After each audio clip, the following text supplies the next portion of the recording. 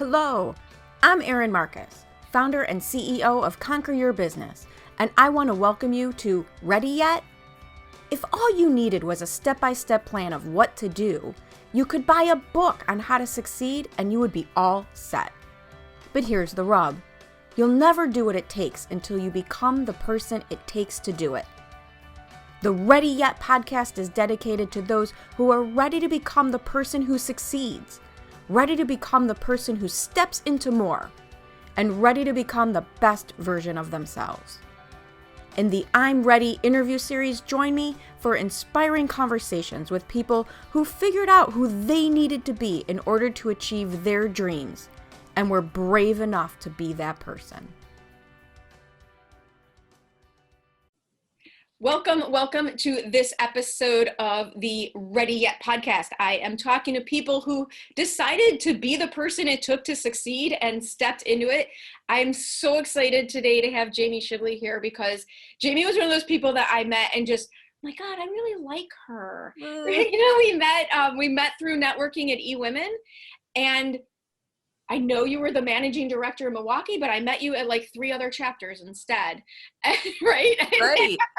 Just kept following you around, and then finally got to visit you in Milwaukee. But I have to say, I absolutely loved your approach to how you ran your chapter. I mean, it was so welcoming an environment from the second everybody walked in, and you could just tell that your leadership group acts the same way.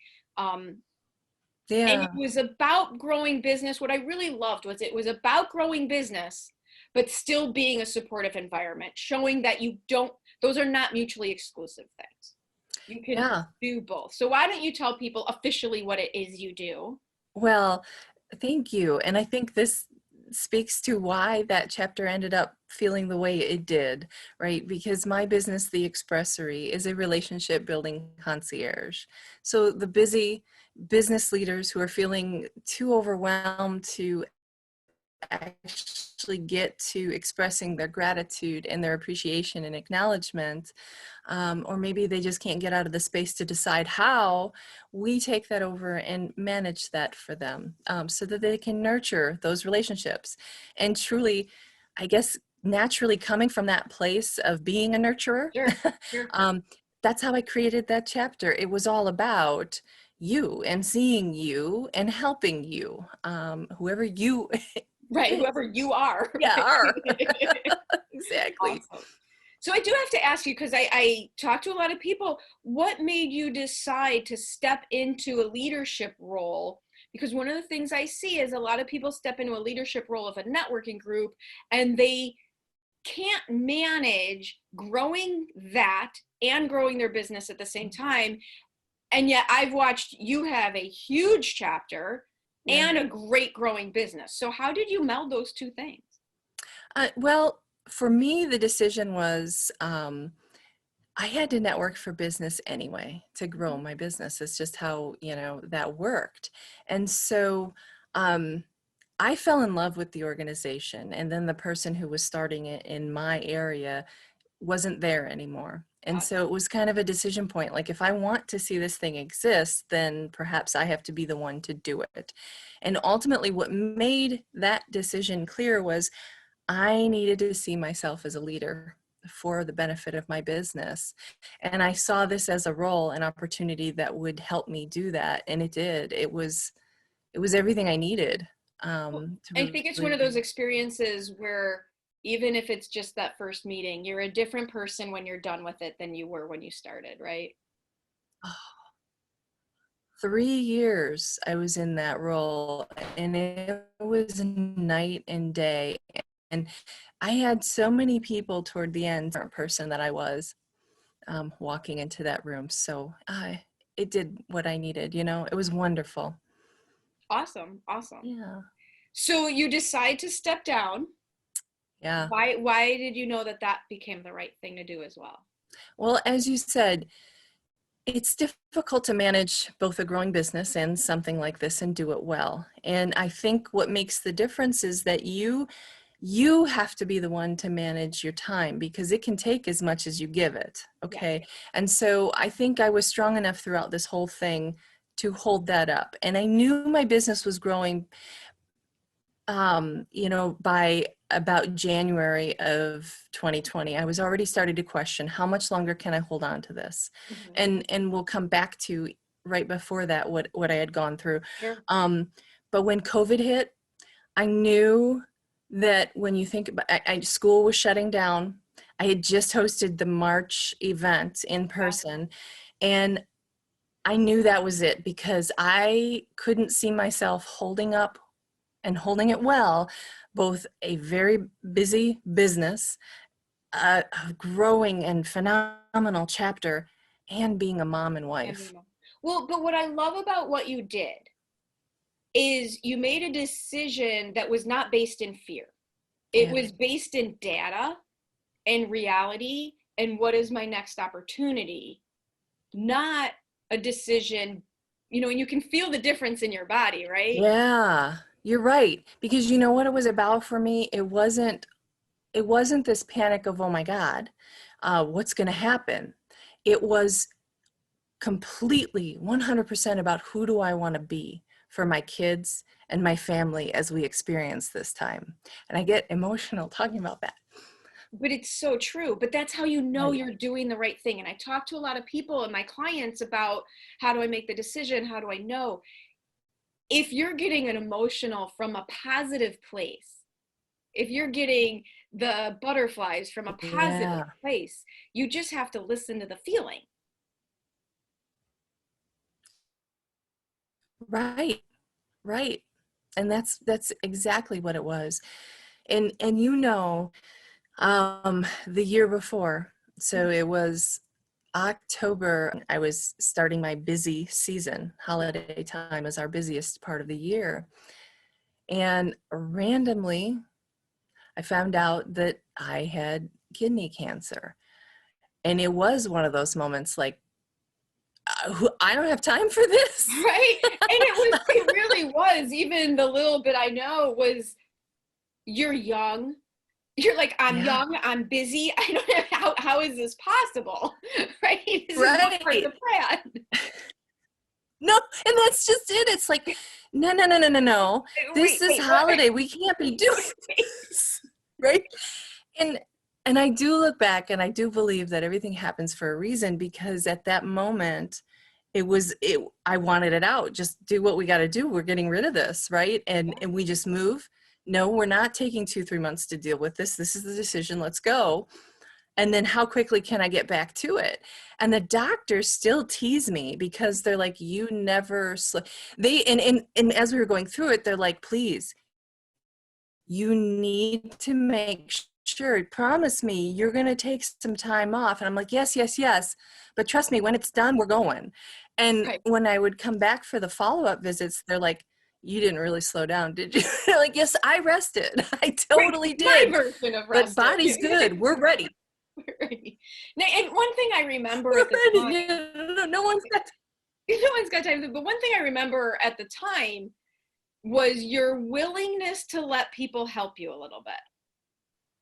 Oh, I love that that's what you remember, because as you know, a woman, I think this is a woman quality, right? It's very hard to let people help.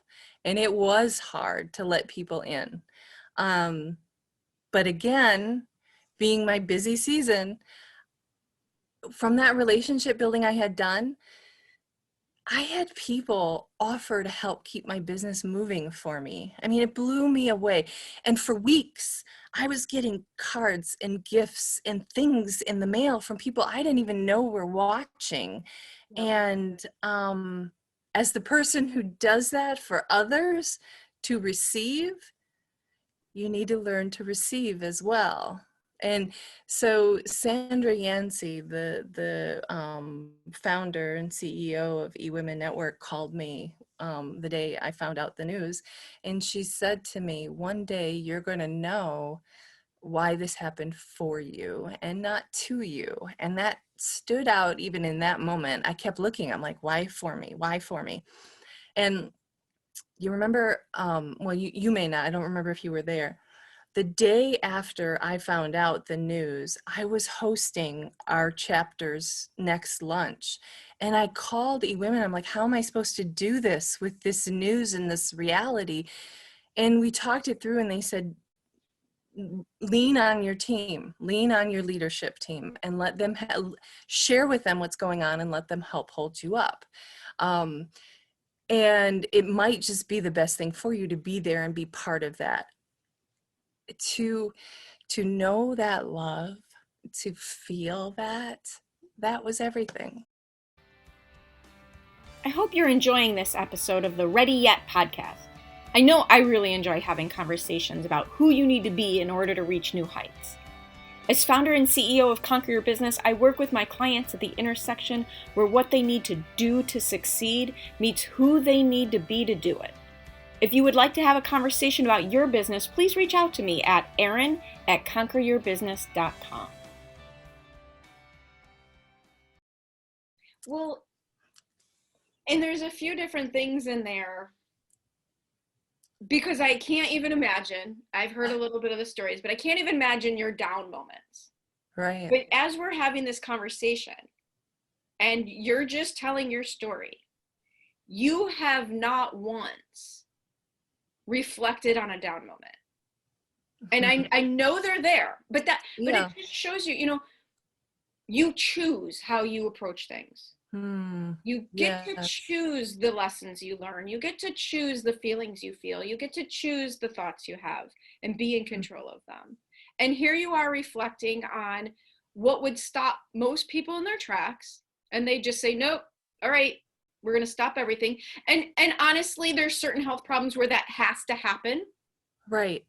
But as you're reflecting, those are the stories you're choosing to share. Which talks about who someone needs to be in order to succeed. I think part of how I get through things is by giving to others. And for me, being able to thank all those people that were there for me. The doctors, I gave them each a gift for what because they were to me. Sure. The nurse offered to go into testing with me and hold my hand and be there with me. I'm like, who does that? Right. But we joke now, my husband does, because he sees the same family practitioner. And we joke that even through COVID, I can call them and get in the next day and because of the relationship we have. And when you're a giving person, and this is one of the, there's a couple things, again, choosing how to look at something. You're a giving person by nature. Your entire business is built around the idea of relationship building and giving. Yeah. And we forget that it's also a blessing to allow other people to give. You're not the only one who loves to give. There's all these amazing women who got this opportunity to give to you, which is a gift. Yeah, you're right. You're absolutely right. I think it was Brene Brown, one of her. Of course it was. Daring greatly. Right. Well, she said something about in order to give, we must learn how to receive first. And I'm guilty of all of that, of not being able to take the compliment and not being able to get, it's all of that, the feelings. I don't want to feel the feelings. Right. It's part of why I write cards. I'm never going to outwardly express those things, but I can write it. I am the same way. I very, very seldom will outwardly express, but given the inspiration, I can write one hell of a card. Exactly. This is why we connected so well. If for no other reason, it's the stifling of the feelings. Right. You get me. That and the mutual adoration owl club. Yes, any of those animals. Yeah. So I wanted to ask you this question, and I feel like we already know the answer. I love to ask people what they're most proud of, and at the same time, what they've had to overcome. But your story, it's kind of, is there anything else in there that you could share with somebody about, so what did it take for someone who's so giving to take the steps to step up into more? I think that, especially for our nice little women folk here in the Midwest, who, God forbid, we ever want something more, Right. against the rules, against the upbringing. What part of you knew that you could go do that? Oh, I don't think I did. Honest to goodness. I have always loved business. I guess I knew it's in my blood, and I have always wanted to be here, and I've always wanted more, my own thing. But I would tell you, in every layer of my life, I guess I've dealt with something that has stripped away the confidence, from being a wife and going through divorce, and from losing a previous business through 2008, to being bullied in corporate world. There's just all these things. And so when I realized I had to be the face of this business, and I had to be more, and I had to be the leader, it was hard, darn work. But here's the other thing I recognized this year. I think COVID, the quiet time of COVID, really helped bring out a lot. And what I now know is that for me, it's important that my kids see that leaders can look like me. You can be a giving and compassionate person and be successful. I want that more than anything. I want more. I want to bring out more of that. I absolutely love that. So that's my part. Very, very true. Very true. Not just from a representation as a female, but also, like you said, as someone who is compassionate and still successful, that these things are not mutually exclusive. Yeah. I mean, I think just so many of our examples these days, it's a certain type of person that is, successful and in positions of influence and power. And I want to see more of that. And I think that's why I do what I do, is because I enable that giving and that sharing, expressing of the softer things. Absolutely. Awesome. Well, I can't even imagine a better place to land than that. I mean, you can be nurturing and successful. I mean, yeah. Huge. Huge. You. Well, seriously, thank you so much for joining me. If someone wants to get in touch with you, we will put this information in the show notes for those people listening in, though, instead of seeing that. What is the easiest way that they can get a hold of you? My email is Shibley, SHIBLEY, at the Expressory. So it's expressory.com. Awesome. Well, seriously, thank you so much for being so open about your story. Thank you. Even your presence is calming. So I think that just speaks to what you're already saying as your message, that there's more versions of success out there than what we're kind of led to believe. Thank you for having me and for sharing this conversation. I appreciate it. Thank you so much for joining me on the Ready Yet podcast.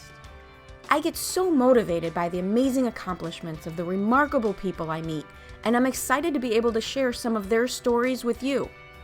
You can find more episodes of Ready Yet at your favorite source for podcasts or at conqueryourbusiness.com. And if you've already decided that you are ready to become the person you need to be to achieve your big goals, feel free to reach out to find out how I can support you in your efforts. Or check out the Work with Erin page on the Conquer Your Business website. I also invite you to share this podcast with anyone you know who loves to learn and be inspired. And if you're so inclined, I'd be absolutely grateful for any reviews you'd like to share as well. Thanks again for joining me. This has been Erin Marcus, hopefully inspiring and helping you to go conquer your big dreams.